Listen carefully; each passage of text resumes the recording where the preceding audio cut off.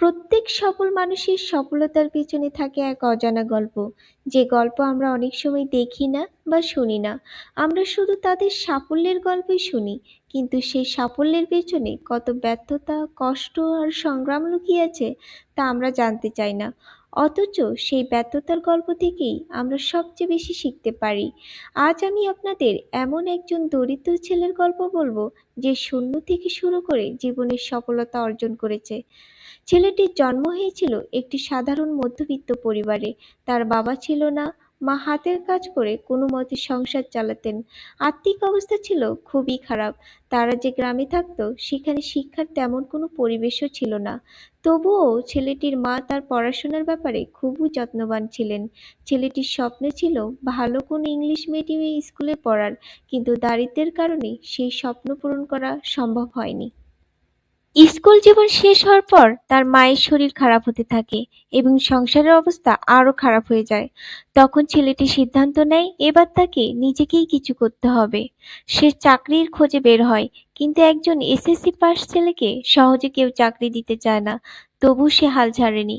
এক জায়গায় ইন্টারভিউ দিতে গিয়ে তাকে জিজ্ঞেস করা হয় সে কিভাবে বিদেশি ক্লায়েন্টদের ইংরেজিতে সামলাবে।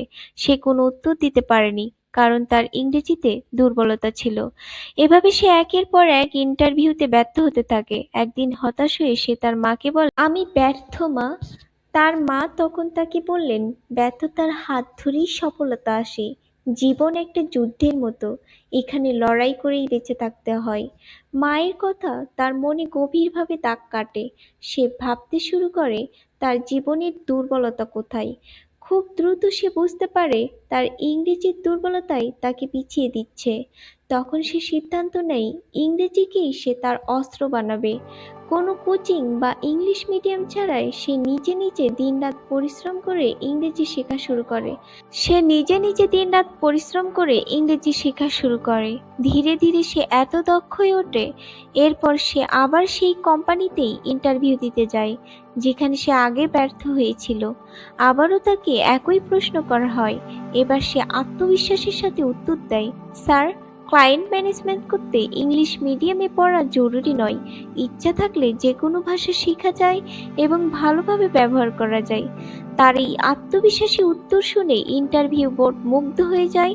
অবশেষে সে চাকরি পেয়ে যায়। অনেক কষ্ট ও সংগ্রামের পর সে তার মাকে নিয়ে খুব সুখে শান্তিতে জীবনযাপন করতে শুরু করে। এমন সত্য এবং বাস্তব জীবনের গল্প শুনতে সাবস্ক্রাইব করুন স্টোরি স্টেশনে।